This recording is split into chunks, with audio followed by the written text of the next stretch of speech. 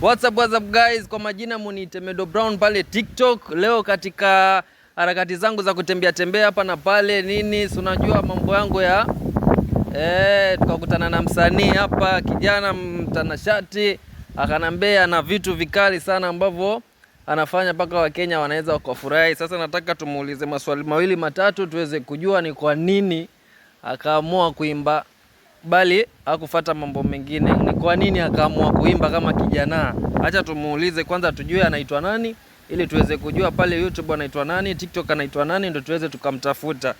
Bro, sasa hapa mimi nakuuliza maswali mawili matatu, niambie kwa majina ni nani, uwaelezee kila mtu aweze kukujua. Kwa majina unaitwa nani? Okay, kwa majina naitwa J Paul. Yeah.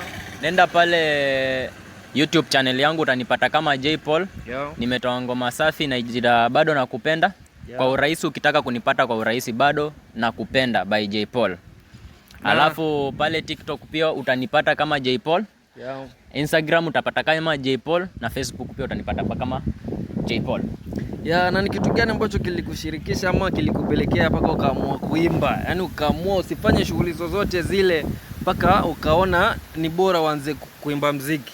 Mwanzo mi kusema ukweli, yeah. Nilianza nikiwa mdogo. Mwanzo nilikuwa na talanta mbili. Nilikuwa na shiriki mambo na artist, nikakimbilia na usanii. Yeah. Nilikuwa nikiwa mdogo sana, nilikuwa napenda kuimba sana. Yeah. Sana nilikuwa napenda mambo na mapenzi hivi. Mapenzi, ukizungumzia mapenzi, unazungumzia mapenzi. Nilikuwa napenda kuimba nyimbo za mama. Naimbia wazazi wangu, yani hizo vitu zilikuwa zinanipa vibe, naimba sana. Na tukukatishe kidogo, tuseme kimziki umeanza kwa muda gani mpaka saa hizi umefika stage ipi, na unauonaje mziki? Je, kuna matumaini mbele ama unaona kama kuna kizuizi hapo mbeleni? So far mziki nilianza nikiwa class 8. Yeah.